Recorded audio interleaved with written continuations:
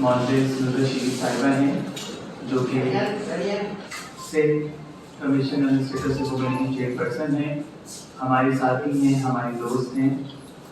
उसके साथ वकील हैं, पाकिस्तान की पहली खातिरा वकील। उसके साथ हमारी फेस्टिवल की सदर हिना पठानी हैं। हिना पठानी बहुत अच्छे से खातिरा के लिए काम कर रही हैं और ये फेस्टिवल को करने का जो अंजाम तक पहुंचाने का जो भी चीज़ें वो सब हिना पठानी देख रही है और उनके फैसले से हम सब कुछ कर रहे हैं। और उसके साथ हमारे क्या किया और ये एक हुनर है, डांस भी एक हुनर है। आप इसको हर वक्त नेगेटिविटी में क्यों लेते हैं?